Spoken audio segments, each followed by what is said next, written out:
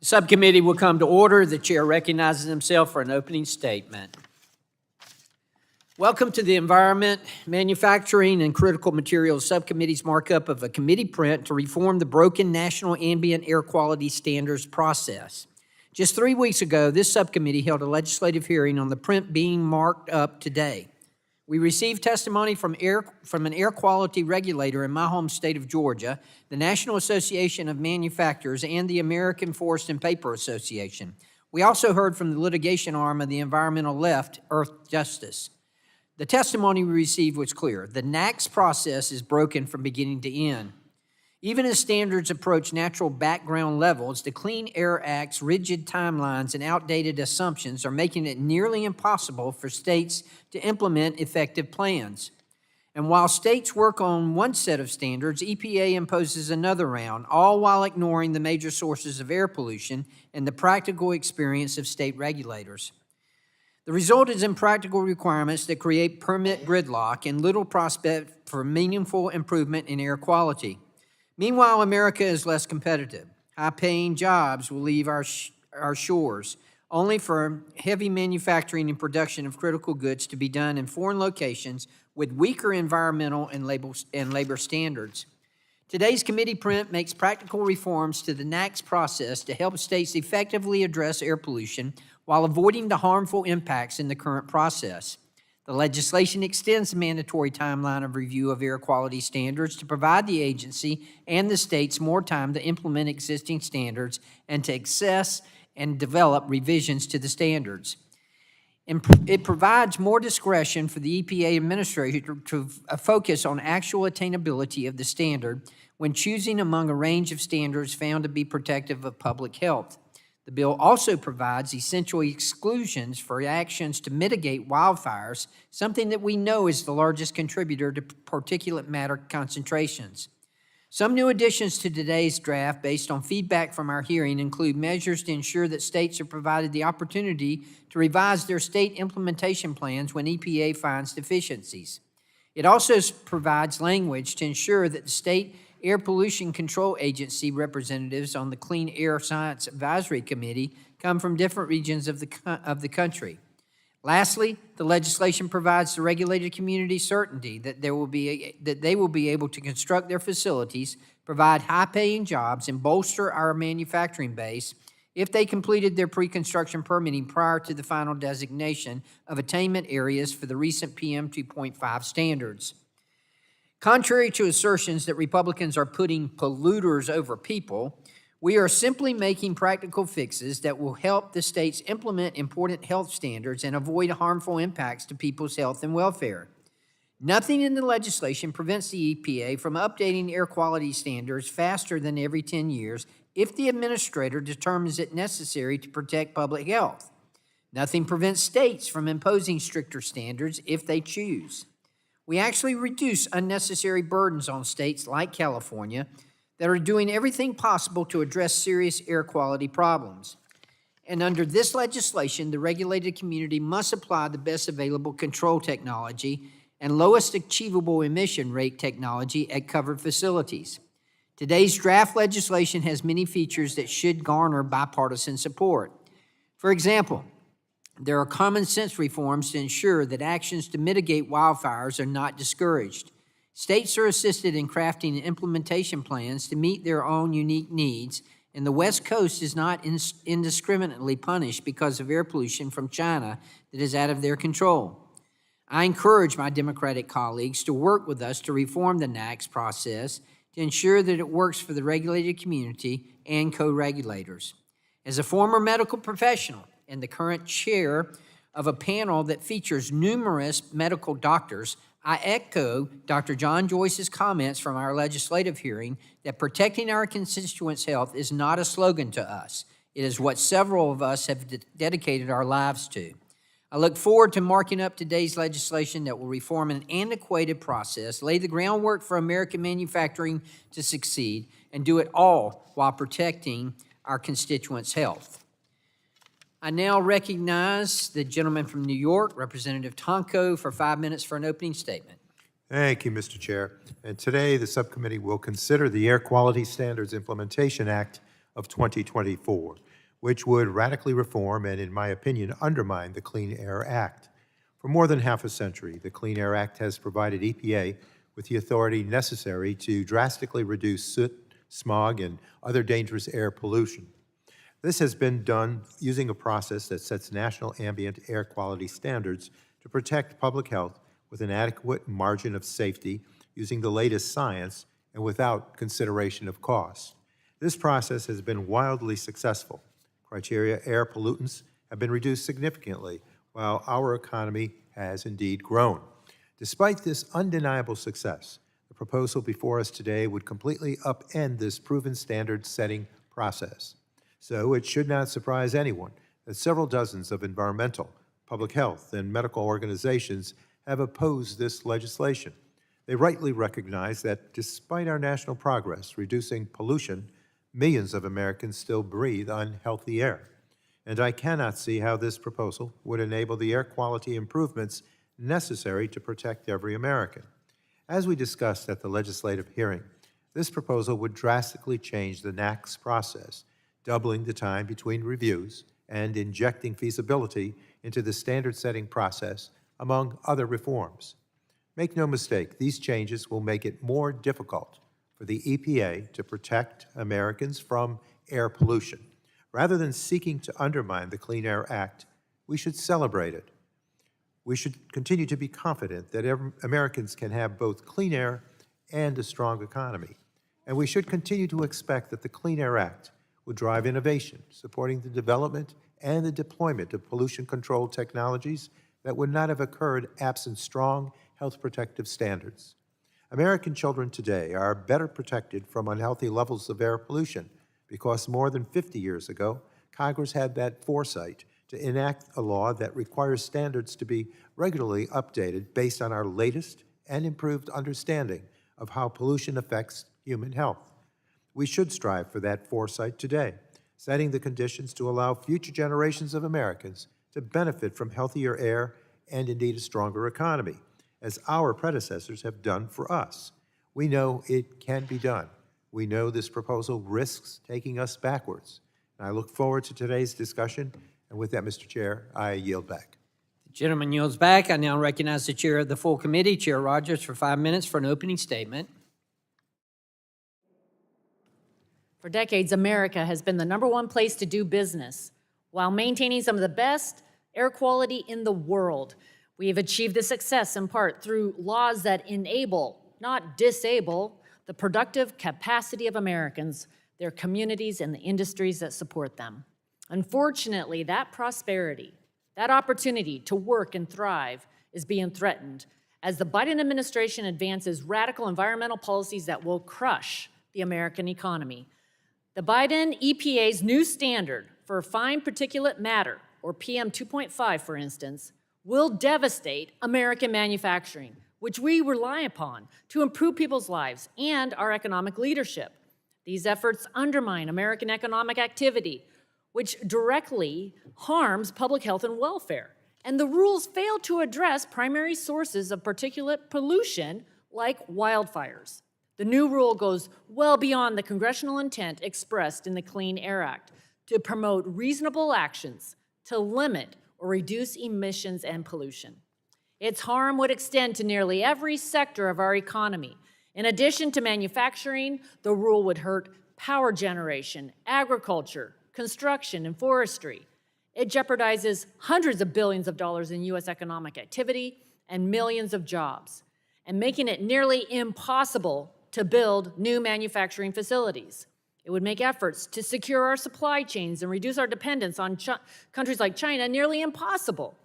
By all measures, the nation's air quality has improved dramatically since the Clean Air Act was enacted, and current standards are improving quality even more. The EPA itself has already concluded that current standards are protective of public health and has reported that total emissions of criteria air pollutants have dropped 73% since 1980. The data is clear. U.S. air quality is the best in the world and only getting better. Despite this progress, the Biden EPA is taking steps to introduce these new standards that are completely divorced from reality. By all measure, the nation's air quality has improved dramatically since Congress passed the Clean Air Act. Instead of more harmful regulations, what we need are reasonable solutions that appropriately balance protecting our public health while ensuring America continues to maintain its economic leadership. That's the approach we've taken for decades, and it's worked. As air quality improves, Air Quality Act provisions that were established decades ago when air quality was much worse are now becoming counterproductive. As new air quality standards get closer to natural background levels, there's less room for industry to acquire necessary permits or further cut their emissions. What we need to be doing is updating our air quality standards responsibly in a way that reflects the reality of today and what states and communities can actually achieve. We cannot allow outdated requirements to be weaponized against U.S. economic prosperity and the interest of Americans. Today, we will mark up the Air Quality Standards Implementation Act of 2024. This legislation ensures efficient, effective implementation of air quality standards for the states, which are responsible for meeting public health goals. The legislation will ensure that measures to implement health protections are realistic and balanced in their approach.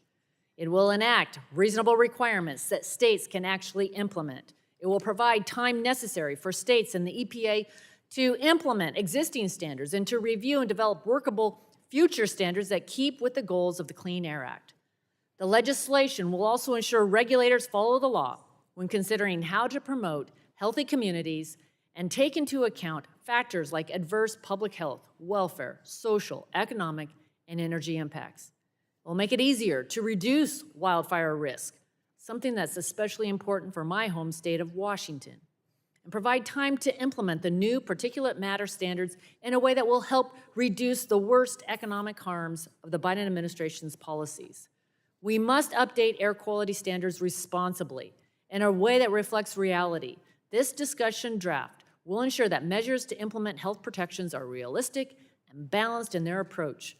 Protecting public health and our economy are not mutually exclusive goals, but to achieve this requires that we rethink how to address pollution levels that are outside our control. This legislation is essential to achieving both these goals, and it should be bipartisan.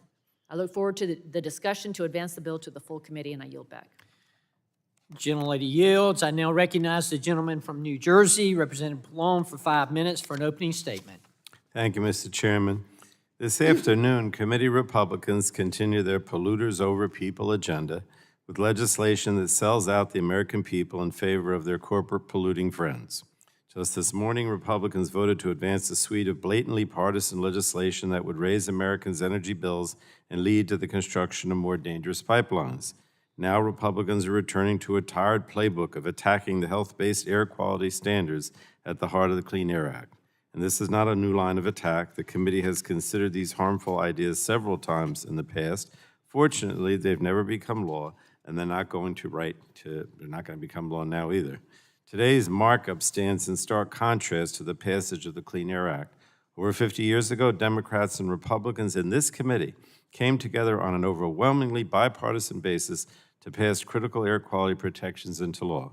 Since then, the Clean Air Act has been successful in cleaning up dangerous air pollution and protecting the health of American communities and families. The foundation of the Act is a set of health-based air quality standards based solely on the latest science and medical evidence. The National Ambient Air Quality Standards, or NAAQS, essentially establishes the level of pollution that is safe to breathe. And that's why I'm pleased that the Biden EPA recently strengthened the NAAQS for fine particulate matter, also known as PM 2.5. Fine particulate matter poses serious and significant health threats to our communities every day, including increased rates of heart disease and respiratory impacts. Even short-term exposure for hours or days can cause aggravated asthma attacks, respiratory inflammation, and other human health harms.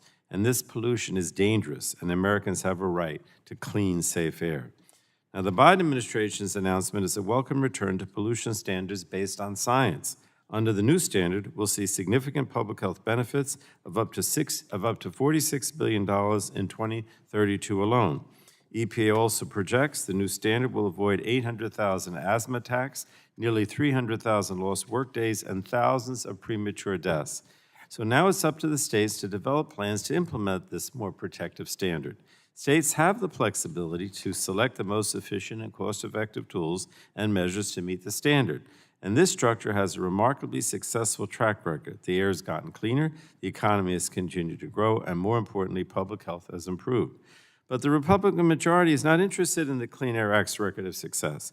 This Republican committee print is clearly a response to EPA upholding its duty to protect communities across the nation from dangerous air pollution like ozone and fine particulate matter.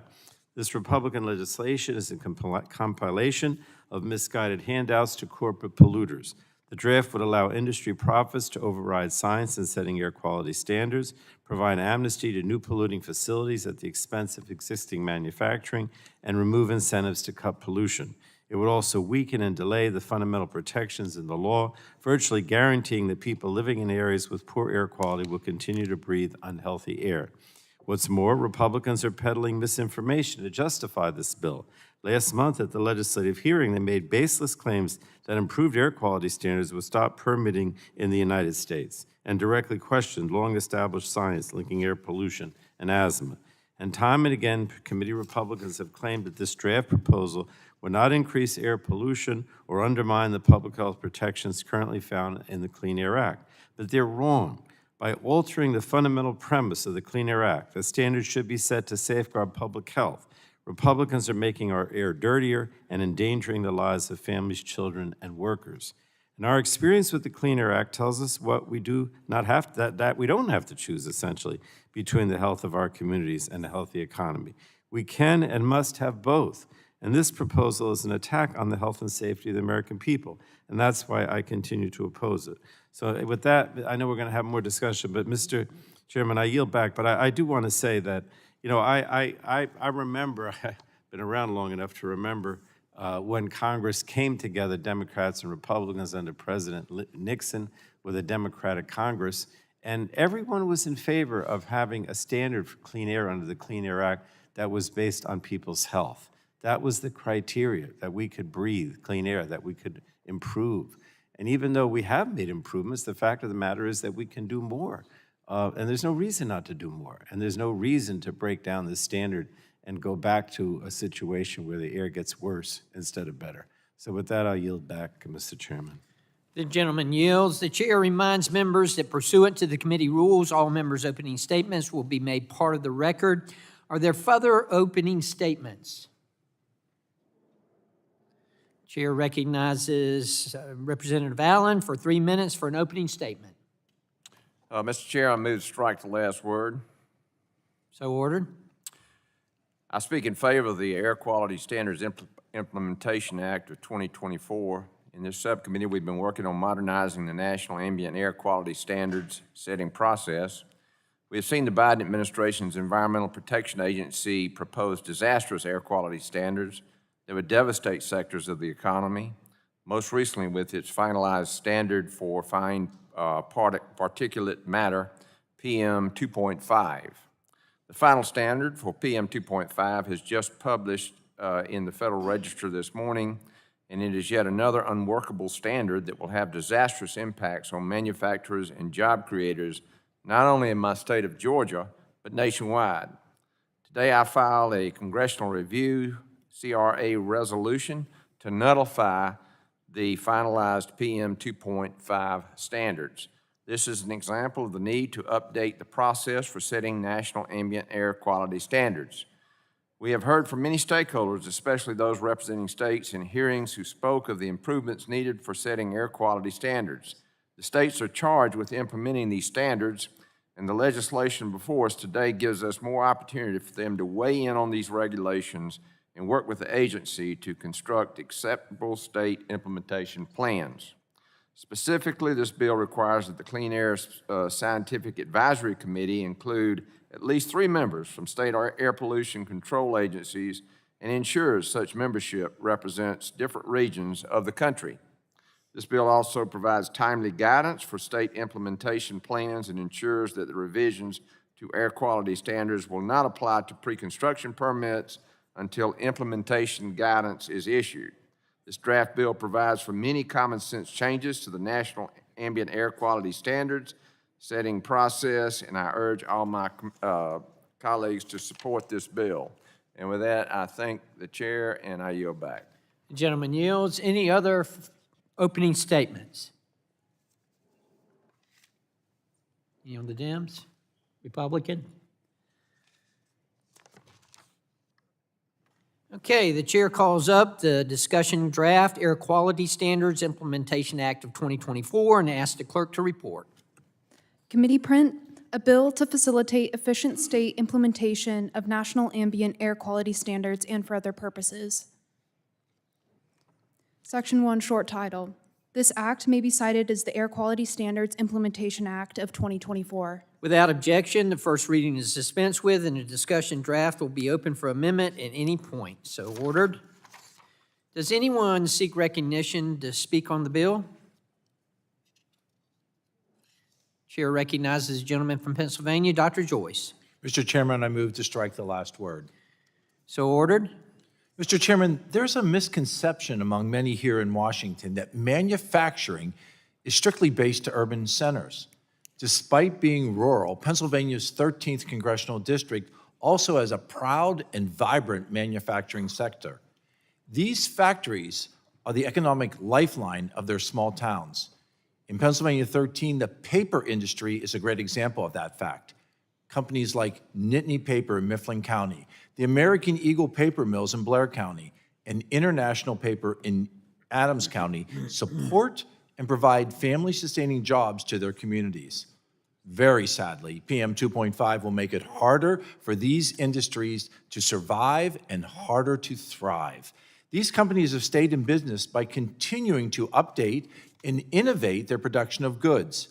International Paper in Biglerville, a union shop represented by the USW, has great growth potential, which would mean more jobs, union jobs, and investment in Adams County, Pennsylvania. Implementing EPA's PM 2.5 rule would make that innovation and expansion impossible. If my colleagues on this committee are truly pro-growth and pro-worker, I urge them to support this legislation. Thank you, Mr. Chairman, and I yield back. The gentleman yields. Anyone seek recognition to speak on the bill?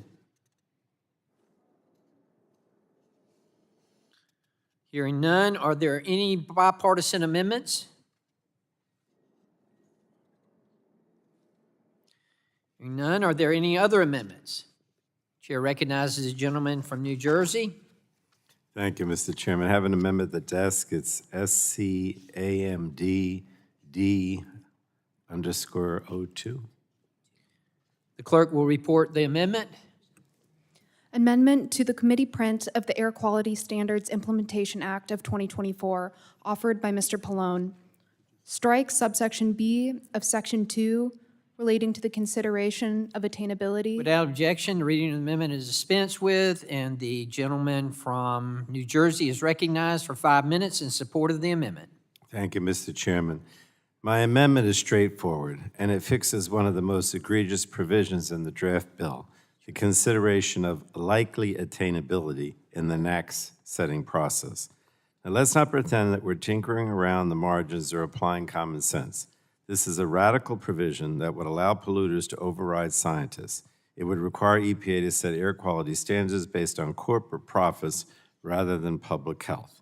The draft bill's approach would make so-called likely attainability a factor in the scientific decision about how much pollution is safe for a child to breathe. Requiring EPA to consider attainability or the potential costs of attaining an air quality standard is a dangerous precedent that ignores the history and purpose of the Clean Air Act. Since 1970, the law's science-based health protective standards keep our eye on the prize, healthy air for everyone. Cooperative federalism allows EPA to set the clean air goals and states to decide how best to achieve the goals. Furthermore, this provision would overturn a unanimous Supreme Court decision saying that the goal of the Clean Air Act is to achieve air quality that is safe to breathe. Maybe my Republican colleagues need a brush up on the history, so here's a brief summary. In 2001, the late Justice Scalia wrote that the Clean Air Act, and I quote, unambiguously bars cost considerations from the NAAQS setting process and thus ends the matter for us as well as the EPA, end of quote. And this is not to say that attainability and costs aren't considered at some point. The scientific determination of what is safe to breathe doesn't depend on the technology or cost of cleaning up pollution. But these considerations come into play in the second step of the process when states decide the most effective way to meet their air quality goals. But Section 2B of this bill turns this extremely effective approach upside down. The considerations set up by this section are equivalent to a doctor basing a patient's diagnosis on the cost of treatment and the likeliness of a cure.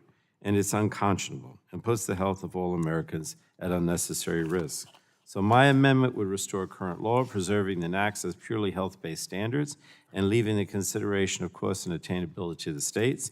If you truly believe that this bill is not an attack on the Clean Air Act and its critical public health protections, then supporting my amendment should not be a problem. In closing, almost every time EPA proposes a significant new requirement, opponents tell us it can't be done. It's going to cost too much. It's going to turn off the lights. Republicans are once again raising the false specter of high economic costs to try to block the implementation of stronger air quality standards. And these doomsday claims are nothing new. The history of the Clean Air Act is a history of exaggerated claims by corporate polluters that have never come true. Section 2B is just the latest in a string of reckless legislative attacks on these purely health-based air quality standards, which could unravel the entire framework of the Clean Air Act. And so I urge adoption of my amendment to ensure we protect the healthy American people rather than the bottom lines of corporate polluters. And with that, Mr. Chairman, I yield back. The gentleman yields back. Is there discussion of the amendment? Mr. Chairman, Chair recognizes the gentleman from Georgia, Mr. Allen, for 5 minutes. I move to strike the last word. So ordered. Section 2B states that if the EPA administrator, in consultation with EPA's Independent Scientific Advisory Committee, finds a range of levels of air quality are requisite to protect public health with an adequate margin of safety, then the administrator may consider as a secondary consideration likely technological feasibility in establishing and revising the national primary ambient air quality standards for this pollutant. The text does not change the Clean Air Act's requirements that standards be based on protection of public health. The text simply clarifies that the EPA administrator has the discretion to consider technological feasibility when choosing among a range of levels identified and supported by the sciences as protective of public health. This is a clarification for future administrators that Congress considers technical feasibility to be a reasonable part of the decision-making process when policy choices must be made among a range of scientifically valid options. I urge a no vote on this amendment, and I yield back. Gentleman yields. Is there discussion of the amendment? Chair recognizes the ranking member, Mr. Tonko, for 5 minutes. You move to strike the last word. So ordered. Thank you, sir. I would like to speak in support of the Pallone Amendment. Since 1970, the Clean Air Act has had several key features that have helped make it one of the most successful environmental laws in our country. And the Clean Air Act uses regulatory standards like the National Ambient Air Quality Standards, or NAAQS, to drive technological innovation in pollution controls, often called technology forcing standards. The Act recognizes that it usually costs less to dump pollution rather than to clean it up, so businesses generally don't control pollution absent regulatory requirements. We know from decades of experience that the Clean Air Act drives innovations in pollution controls that then become the industry standard. Once an air pollution standard is in place, industry gets to work to meet it. And along the way, we develop more effective and less expensive pollution control technologies. Not only is our air cleaner, but we also export tens of billions of dollars of pollution control equipment all over the world. We have seen that happen over and over again. But Section 2B ignores this fact and rejects an approach that has been successful for some 5 decades. The provisions attempt to insert consideration of costs into the NAAQS setting process, setting a higher, less productive standard that will endanger public health, including the health of a vulnerable population group like children, the elderly, low-income communities, and communities of color. As we have reiterated time and time again in this committee, over 100 million Americans live in counties with unhealthy levels of air pollution, and air pollution is responsible for over 100,000 premature deaths in America each and every year. So it is a mystery to me why my Republican colleagues choose to downplay this terrible reality by attempting to turn the NAAQS process into a reflection of how much public health protection we can afford instead of what is safe to breathe. Every aspect of human life is impacted by the quality of our air. That is why it is important that we protect EPA's ability to set air quality standards that are protective of public health. Overall, this section is a radical rewrite of the health-based air quality standards that are the foundation of the Clean Air Act. It ignores decades of experience in cleaning up air pollution. It is an extreme and indeed reckless approach. So I do urge adoption of the amendment to ensure these critical standards are based on science and science alone. With that, I yield back, Mr. Chair. The gentleman yields. Is there any further discussion of the amendment? Hearing none, if there is no further discussion, the vote occurs on the amendment. All those in favor shall signify by saying aye. Aye. And those opposed by nay. Vote, please. Nays have it. There is a request for a recorded vote. The gentleman from New York requests a recorded vote. The clerk will call the roll. Palmer. Palmer votes no. Crenshaw. Crenshaw votes no. Joyce. Joyce votes no. Weber. Weber votes no. Allen. Allen votes no. Balderson. Balderson votes no. Fulcher. Fulcher votes no. Pfluger. Pfluger votes no. Miller Meeks. Miller Meeks votes no. Obernolte. Obernolte. Chair Carter. No. Chair Carter votes no. Tonko. Yes. Tonko votes aye. Deget. Deget votes aye. Schakowsky. Schakowsky votes aye. Sarbanes. Sarbanes votes aye. Clark. Ruiz. Peters. Peters votes aye. Barragan. Barragan votes aye. Pallone. Pallone votes aye. Chair Rodgers. How is Mr. Obernolte recorded? Mr. Obernolte is not recorded. Obernolte votes no.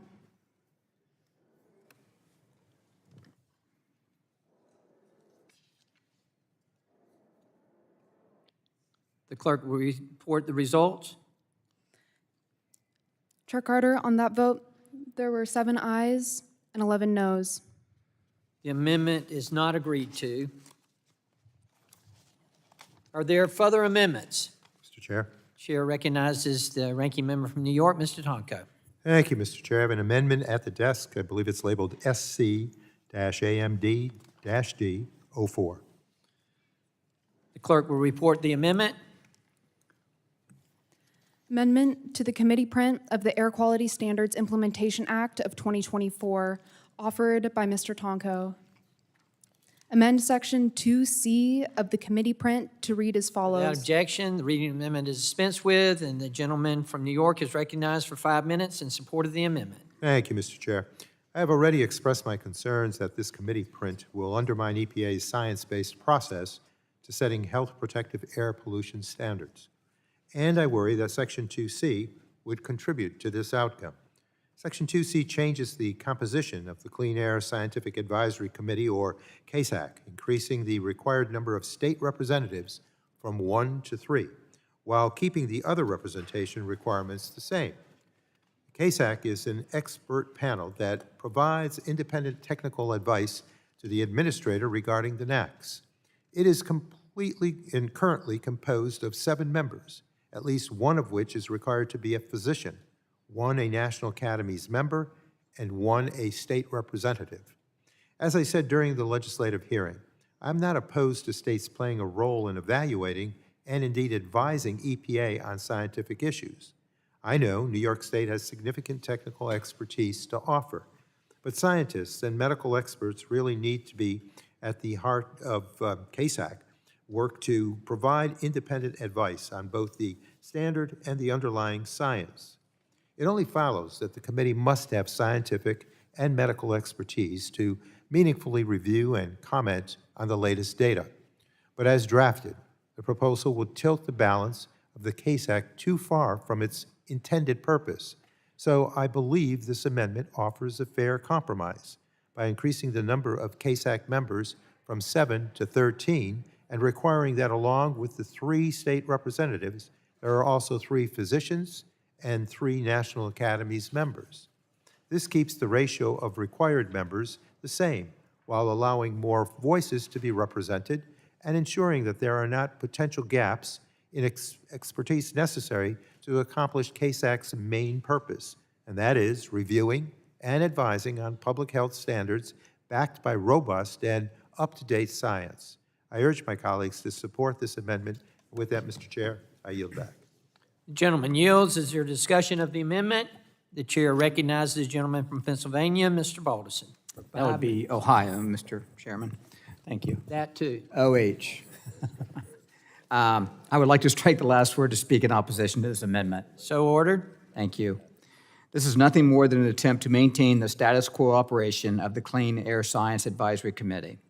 By increasing the total members of the committee and maintaining at least language for all those except state air pollution control agencies, this language will do nothing to remedy the diminished voice of the states. According to the testimony received by the subcommittee in September, the latest PM 2.5 review was conducted by the 7-person Chartered Clean Air Science Advisory Committee, plus 15 additional panel members, 22 in total. 20 were university research professors, and only 1 person represented state air pollution control agencies. Members of the National Academy of Science and physicians are already well represented through the CASAC and additional panels. The intent of the Republican provision is to increase the role of EPA's co-regulators, the states. If the gentleman would like to withdraw the amendment, I would be happy to continue working with him toward the full committee. These are the kinds of discussions we look forward to having if we both share the goal of working towards a bipartisan bill. If the amendment will not be withdrawn, I urge a no vote. Thank you, Mr. Chairman, and I yield back. Gentleman yields back. Is there discussion of the amendment? Mr. Chair Chairman. recognizes Mr. Sarbanes from Maryland for 5 minutes. Thank you, Mr. Chairman. I move to strike the last word. So ordered. I think this is a great amendment. I want to support Representative Tonko's submission of it. The committee print before us today, as he was indicating, would potentially gut the Clean Air Act by weakening the National Ambient Air Quality Standards, or NAAQS. Throughout the legislation, Republicans keep leaning into these exaggerated industry claims, undermining EPA's ability to follow the science and set health protective standards, which is what their mission is all about. They're there to follow the science and to protect the public. Section 2C is no exception. This provision would alter the membership requirements of the Clean Air Scientific Advisory Committee, or CASAC. It would increase representation from the states while seemingly discounting the necessary expertise from scientists and medical professionals. When setting new standards, EPA is tasked with reviewing the latest scientific studies and, based on that science, either reaffirming or revising the established NAAQS every 5 years. The CASAC provides critical, independent advice about the adequacy of the standards based on the latest scientific information. So having adequate representation from the scientific and medical communities on the CASAC is paramount. It's indispensable that you have that. This amendment offered by Representative Tonko will rebalance the CASAC to avoid diluting this vital representation. If Republicans want to add more voices from the states, voices that I think have an important perspective, that's a discussion to have. However, we should also ensure that we have the necessary expertise from scientists and public health experts. That's vital. So I appreciate my colleague offering the amendment. I urge the committee to support the amendment, and I yield back. The gentleman yields. Is there discussion of the amendment? Any other discussion of the amendment? Hearing none, if there is no further discussion, the vote occurs on the amendment. All those in favor shall signify by saying aye. Aye. All those opposed by nay. Mr. Chair, I call for a Nays have recorded it. vote, please. A recorded vote has been requested. The clerk will call the roll. Palmer. Palmer votes no. Crenshaw. Crenshaw votes no. Joyce. Joyce votes no. Weber. Allen. Allen votes no. Balderson. Balderson votes no. Fulcher. Fulcher votes no. Pfluger. Pfluger votes no. Miller Meeks. Miller Meeks votes no. Obernolte. Mr. Carter. No. Chair Carter votes no. Tonko. Aye. Tonko votes aye. DeGette. DeGette votes aye. Schakowsky. Schakowsky votes aye. Sarbanes. Sarbanes votes aye. Clark. Clark votes aye. Ruiz. Ruiz votes aye. Peters. Peters votes aye. Barragan. Barragan votes aye. Pallone. Pallone votes aye. Chair Rodgers.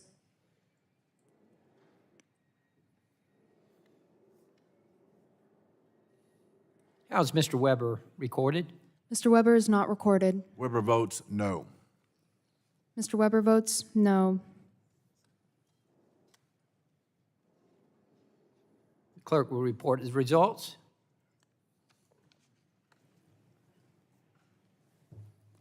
Chair Carter, on that vote, there were 9 ayes. How is Chair Rodgers recorded? Chair Rodgers is not recorded. Chair Rodgers votes no. And how is Mr. Obernolte recorded? Mr. Obernolte is not recorded.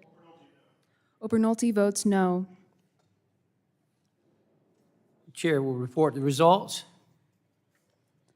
Chair Carter, on that vote, there were 9 ayes and 12 noes.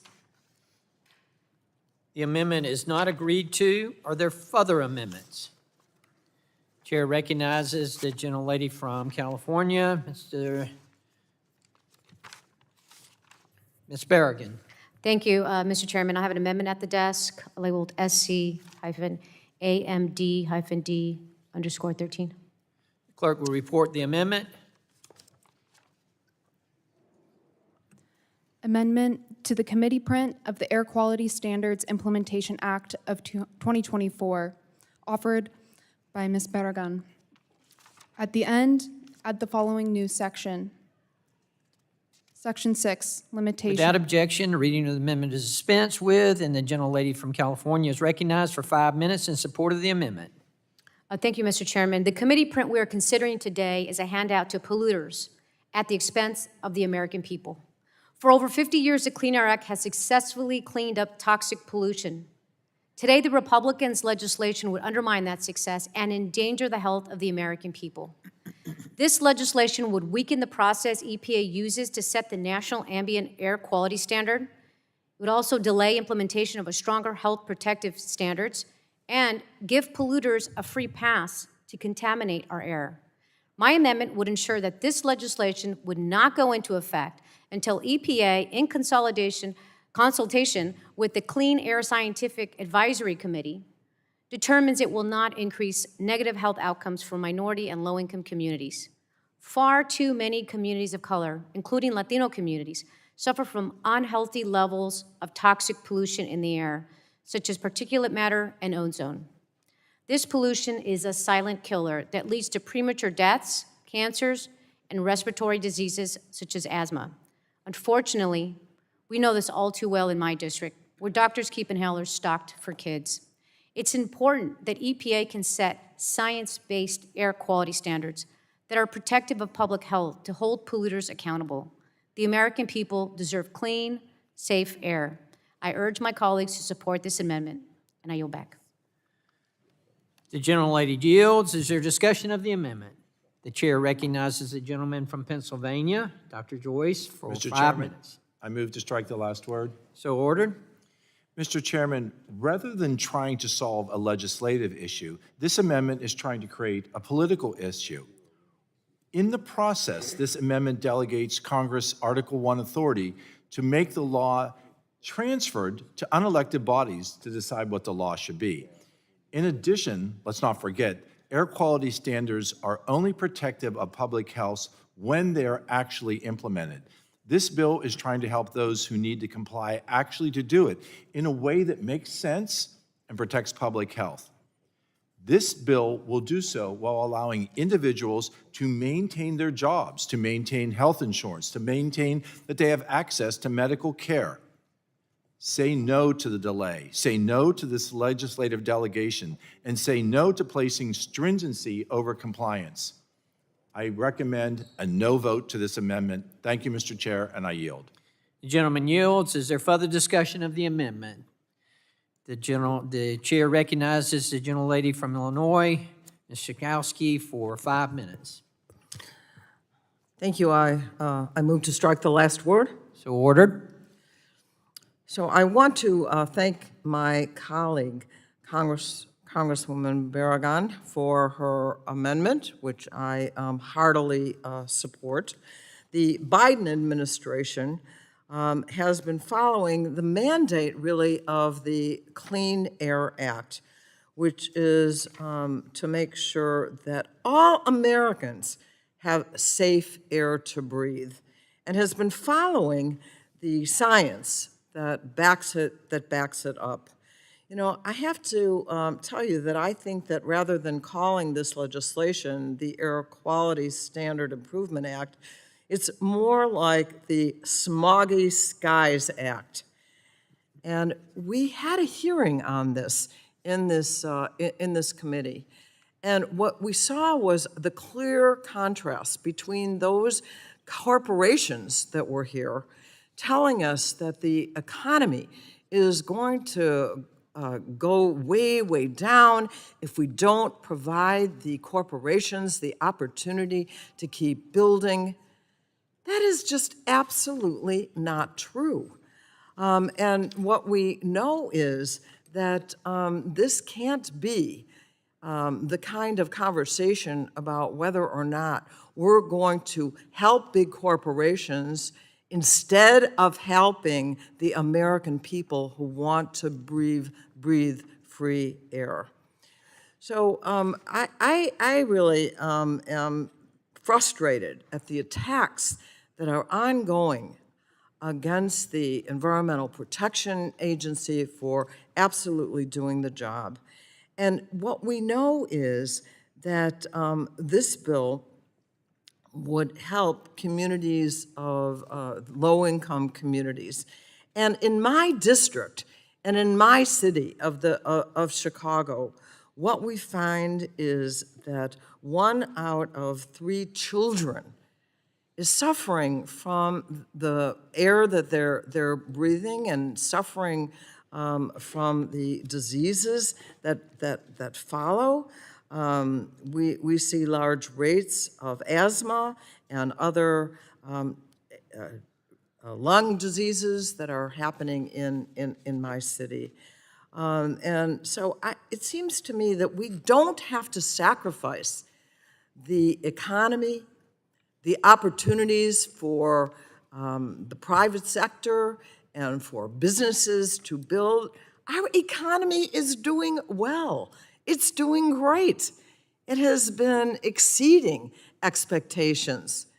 And to now say what we need to do is to cut back on clean air, it is absolutely an outrage. And I am so grateful for this amendment that would say that the EPA would have to certify that these communities that are most vulnerable are not going to be hurt by this legislation. This is the right legislative solution, and I support the amendment, and I yield back. The gentlelady yields back. Is there further discussion of the amendment?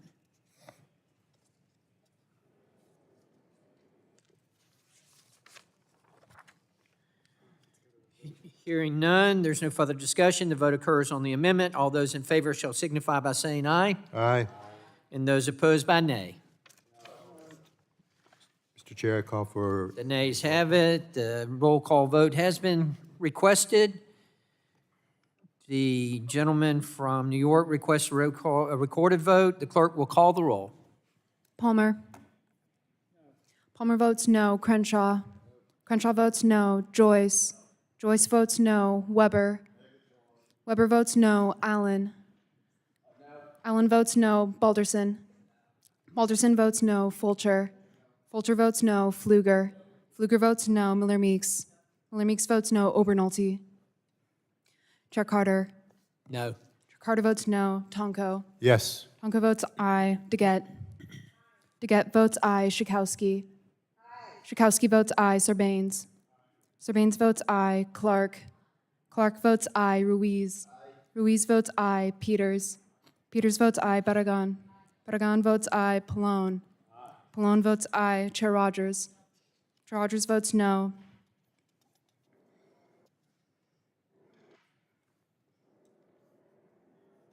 Clerk will report the result. Chair Carter, on that vote, there were 9 ayes and 11 noes. The amendment is not agreed to. Are there any further amendments?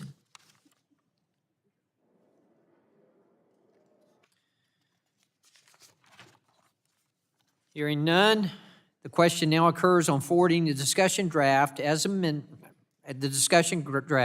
the full committee. All those in favor say aye, and those opposed by no. No. The ayes have it.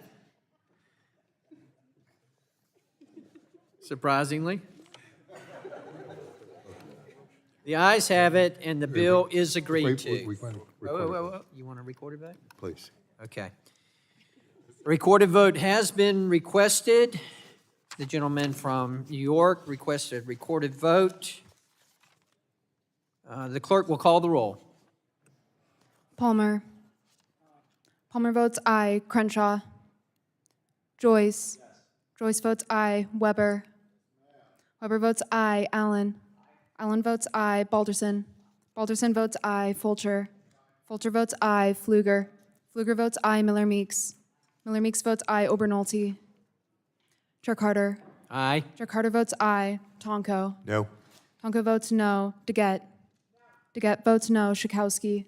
Schakowsky votes no. Sarbanes. Sarbanes votes no. Clark. Clark votes no. Ruiz. Ruiz votes no. Peters. Peters votes no. Barragan.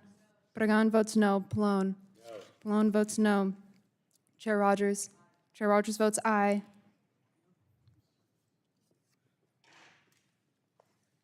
Clerk will report the results. Chair Carter, on that vote, there were 10 ayes and 9 noes. The ayes have it, and the bill is agreed to. Without objection, staff is authorized to make technical and conforming changes to the legislation approved by the subcommittee today. So ordered. Without objection, the subcommittee stands adjourned.